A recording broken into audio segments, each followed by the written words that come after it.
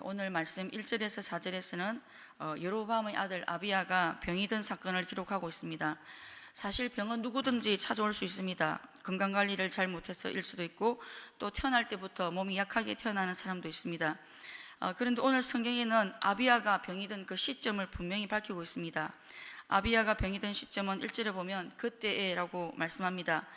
그때가 언제냐면 13장에 보면 아비야의 아버지 여로보암이 하나님께 경고를 받았지만 악한 길에서 떠나지 않고 회개하지 아니한 때임을 알 수 있습니다. 여로보암은 자신의 아들이 병이 들 때까지, 그때까지도 베델과 단의 금송아지를 만들어 놓고, 또 이스라엘 백성들 하여금 또 그곳에 가서 우상을 섬기도록 하고, 또 제사장이 아닌 일반 백성들을 제사장으로 삼고 절기를 자기 마음대로 제정하는 일들을 해왔습니다. 자신만 죄를 지은 것이 아니라 이스라엘 민족 전체와 후손들까지 범죄하는 일에 이 여로보암이 주동을 한 것입니다. 어떻게 보면 여로보암의 죄에 비해서 하나님의 징계가 너무 가벼운 것 같습니다. 징계가 가볍다는 것은 이 징계를 통해 빨리 하나님께로 돌이키도록 하기 위한 하나님의 사랑으로 볼 수 있습니다.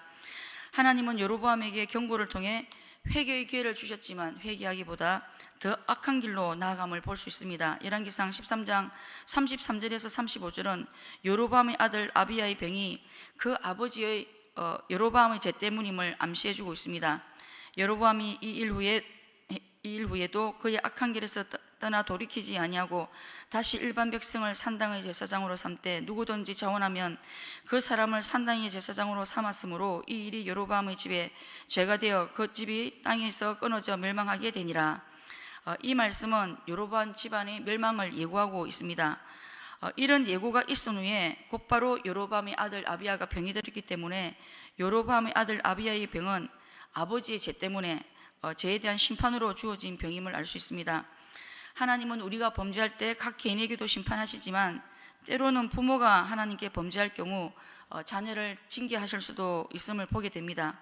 하지만 성경은 모든 병이 죄 때문이라고 말씀하지 않습니다. 나사로 같은 경우는 병으로 죽었지만 그의 병은 하나님의 영광을 위한 것이었습니다. 그런데 여로보암은 자신의 아들이 병이 들었을 때 어떻게 반응을 합니까? 자신의 아내를 변장시켜서 실로에 있는 아이야 선지자에게 보내어 아이가 어떻게 될지를 묻게 합니다.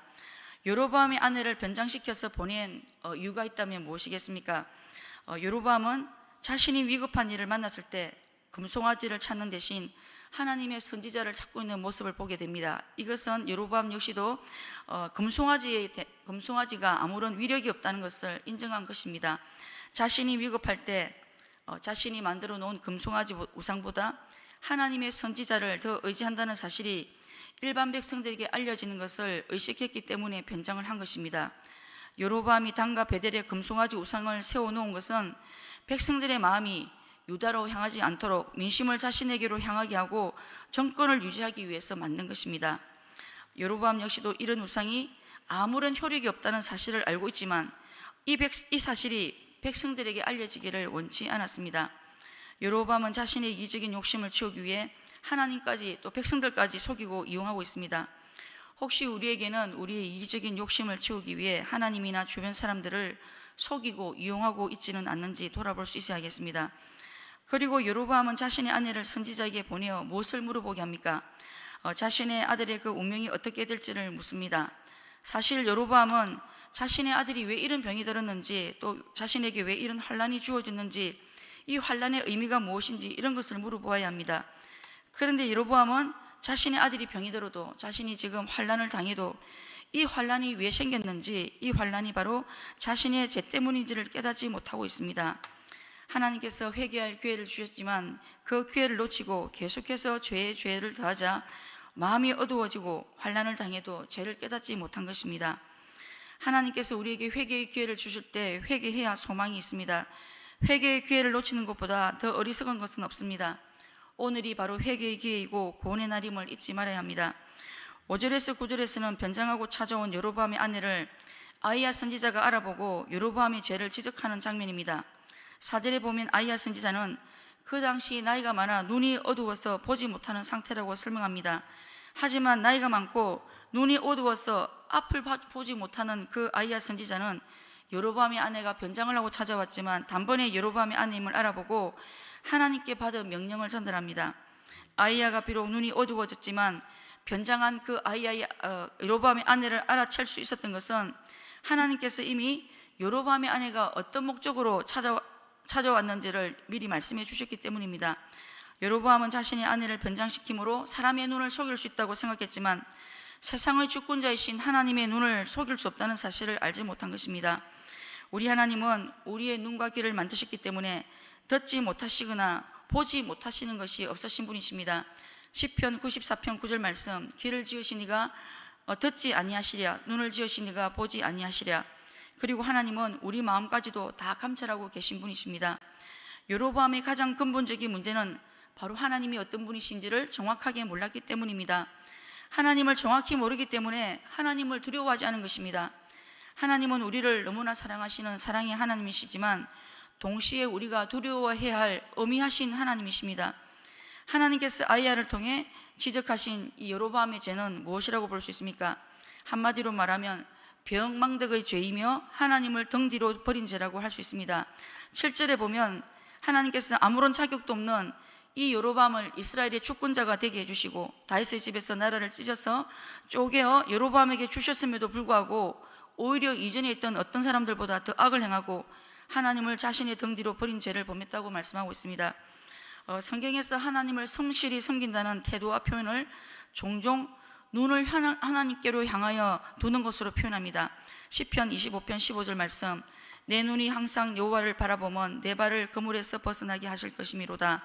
그런데 여로보암의 행위는 여호와 하나님께로부터 눈을 돌렸을 뿐만 아니라 아예 등을 돌린 것으로 묘사하고 있습니다. 등 뒤에라는 표현은 모욕과 경멸을 나타내는 표현이라고 볼 수 있습니다.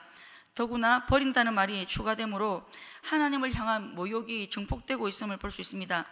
버린다는 말은 어떤 대상을 무가치한 그런 무가치한 것으로 유기하는 의미가 있습니다. 다른 말로 하면 여로보암은 자신에게 베풀어 주신 하나님의 모든 은혜를 잊어버리고 하나님을 마치 등 뒤로 내던지는 쓰레기 정도로 여겼다는 말입니다.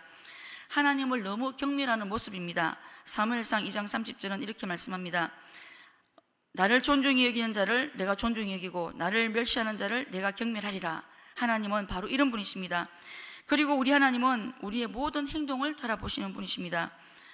여로보암의 죄로 인해 하나님께서 여로보암에게 어떤 심판을 내리셨습니까? 10절에서 13절 말씀, 여호와께서 그의 집에 내리신 재앙으로 인해 여로보암의 가문의 모든 남자들의 대가 끊기게 될 것이고 여로보암의 가문에 속한 모든 자들의 시체가 매장되지 못한 채 짐승이 먹잇감이 될 것이지만 그나마 하나님을 향해 선한 뜻을 품고 있었던 여로보암의 아들은 묘실에 장사될 것이라고 말씀합니다. 한마디로 여로보암의 모든 가문의 사람들이 무덤에 묻히지 못하는 비참한 죽음을 맞이하게 될 것이라고 말씀합니다. 이런 여로보암 가문의 운명은 불법을 행하는 자들의 집과 가문에 대한 운명을 상징적으로 보여준다고 볼 수 있습니다. 우상을 숭배하며 불법을 행하는 자들에 대한 하나님의 심판이 얼마나 무서운지 우리는 볼 수 있어야 합니다. 그리고 14절에서 16절에서는 여로보암의 죄로 인해 이스라엘 전체를 버리실 것을 말씀합니다. 14절에 보면 이스라엘이 버림을 받게 된 이유에 대해서 여로보암도 범죄하고 이스라엘도 범죄하였기 때문이라고 말씀합니다. 무슨 말씀이겠습니까? 여로보암 한 개인의 죄뿐만 아니라 이스라엘 민족 전체도 이 죄에 가담을 했기 때문에 하나님께 버림을 받게 된다는 말씀입니다.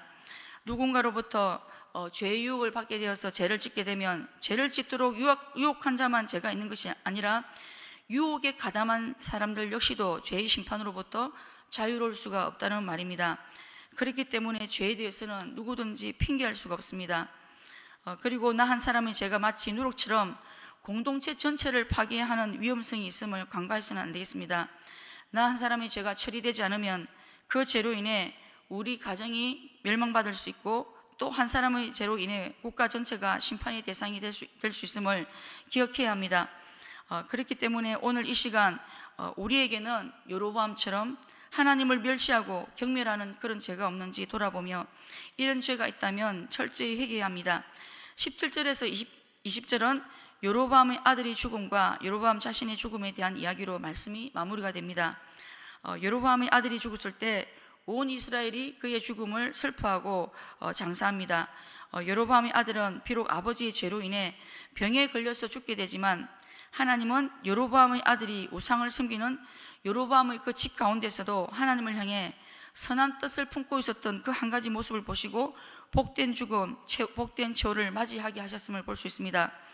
아비야의 죽음, 이 죽음은 여로보암 가문에 하나님이 재앙이 내리시기 전에 이 아비야를 하나님께서 데려가셨기 때문에 이 죽음이 바로 하나님의 은혜라는 사실을 알 수가 있습니다.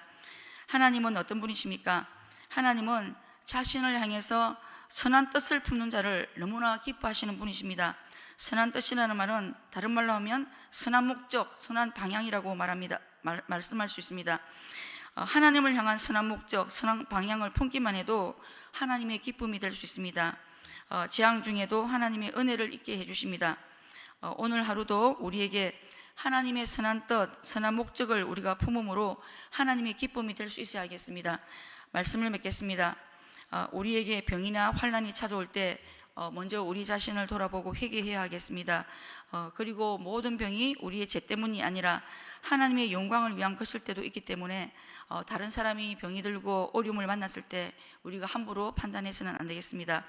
나에게는 하나님을 경멸하는 죄가 없는지 돌아보며 하나님을 존중히 여김으로 하나님께 존중히 여김을 받는 우리 자신이 되어야겠습니다.